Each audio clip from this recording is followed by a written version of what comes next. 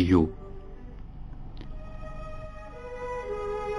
سامعین، حضرت ایوب علیہ السلام کی حکایت قابل شنید اور دلچسپ ہے۔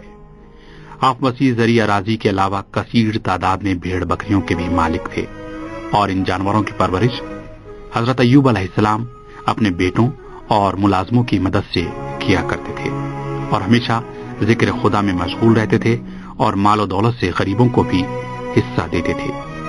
ایک دن شیطان نے خداوند عالم سے کہا، اگر ایوب نیک اور خدا پرست ہیں تو اس لیے ہے کہ ان کے پاس بہت زیادہ مال و دولت ہے۔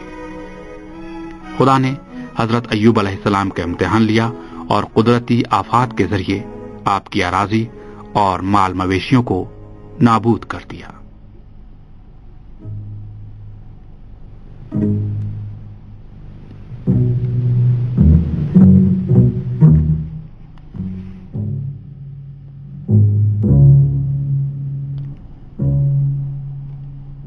اس واقعے کے بعد شیطان ایک ہمدرد بوڑھے شخص کی صورت میں حضرت ایوب علیہ السلام کے پاس آیا اور کہنے لگا، اگر خدا آپ کو چاہتا تو آپ کے ساتھ ایسا ہرگز نہ ہوتا۔ حضرت ایوب علیہ السلام نے جواب دیا،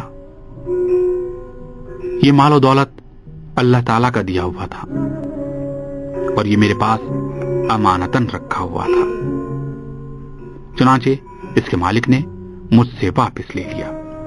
اس کے باوجود حضرت ایوب علیہ السلام خدا کا شکر ادا کرتے اور آپ محنت کر کے جو مال حاصل کرتے اسے راہ خدا میں انفاق کرتے تھے۔ شیطان اپنی سازش میں ناکام ہوا تھا، چنانچہ وہ ایک اور ترکیب سوچنے لگا۔ شیطان ایک بار پھر خداوند عالم سے کہنے لگا، اس حالت میں بھی ایوب تیری پرستش اور عبادت اس لیے کرتے ہیں کہ ان کو مال و دولت سے زیادہ دلچسپی نہیں تھی، اور وہ اپنے بیٹوں کی مدد سے دوبارہ اپنی کھوئی ہوئی دولت حاصل کر سکتے ہیں۔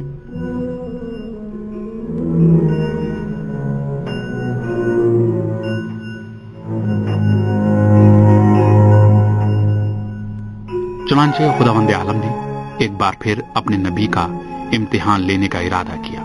اس دفعہ ایک زلزلہ آیا اور حضرت ایوب علیہ السلام کا گھر بار تباہ و برباد ہو گیا، اور آپ کے تمام بیٹے ملبے تلے دب کر جاں بحق ہو گئے، اور اب آپ کے پاس کچھ بھی نہ رہا۔ شیطان کا خیال تھا کہ اس مرتبہ ایوب مایوس ہو کر خدا کی اطاعت و بندگی چھوڑ دیں گے، چنانچہ وہ ایک ہمدرد بوڑھے شخص کے روپ میں ایک بار پھر آپ کی خدمت میں آیا اور کہنے لگا، تم اب بھی خدا کی عبادت کر رہے ہو؟ حضرت ایوب علیہ السلام نے فرمایا، خدا نے مجھے اولاد کی نعمت سے نوازا تھا اور اسی نے ان کو مجھ سے واپس لے لیا، لہذا اس کا شکر ادا کرنا میرا فرض ہے۔ شیطان باز آنے والا نہیں تھا، چنانچہ اس نے خدا سے کہا، خدایا، ایوب سلامتی اور تندرستی سے بہرہ مند ہے، اور وہ سعی و کوشش کے ذریعے دوبارہ دولت کما سکتے ہیں اور صاحب اولاد ہو سکتے ہیں۔ مجھے یقین ہے کہ اگر ان کی صحت خراب ہو جائے تو وہ تیری پرستش چھوڑ دیں گے۔ کیا ایسا ہی ہوا کہ جس طرح شیطان نے دعویٰ کیا ہے؟ جی ہاں، حضرت ایوب علیہ السلام کی صحت خراب ہے اور وہ انتہائی موذی مرض میں مبتلا ہیں۔ شہر کے باشندوں نے آپ اور آپ کی بیوی کو شہر چھوڑنے کا حکم دے دیا ہے۔ شہر میں ایوب کی وفادار بیوی محنت مزدوری کر کے کھانے پینے کی چیزیں فراہم کرتی تھی، لیکن اب دشت و صحرا میں سرگرداں ہیں اور سخت تکالیف جھیلنی پڑ رہی ہیں۔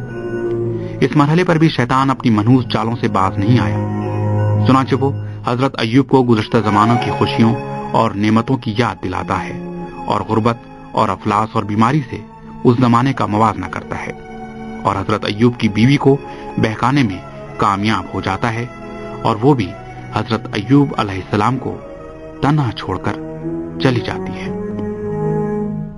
شیطان دیکھتا ہے کہ اس مرحلے میں پیغمبر خدا کیا کرتا ہے، لیکن مصیبت اور آزمائش کے تمام لمحات میں بھی حضرت ایوب علیہ السلام کی توجہ صرف خدائے قادر و متعال کی طرف مرکوز تھی، آپ نے بارگاہ ایزدی میں مناجات کی، پروردگارا، سختیوں نے مجھے ہر طرف سے آ گھیرا ہے اور صرف تو ہی خدائے مہربان ہے۔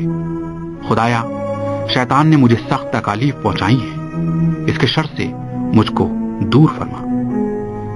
خداوند عالم نے جب دیکھا کہ اس کا پیغمبر ہر قسم کی آزمائش اور امتحان سے سرخ رو ہو کر نکلا ہے تو ان کی دعا قبول کی اور فرمایا کہ ایوب، اپنے پاؤں کو زمین پر رگڑو، پانی کا چشمہ پھوٹے گا، اس پانی کو پیو اور اس سے غسل کرو۔ حضرت ایوب علیہ السلام نے حکم خداوندی کی پیروی کی اور آپ صحت یاب ہو گئے، اور شفا پانے کے بعد حضرت ایوب علیہ السلام صحیح و سالم اپنے شہر واپس آ گئے، اور اس طرح حضرت ایوب علیہ السلام نے اپنی قوم کو صبر اور استقامت کا بہترین درس دیا۔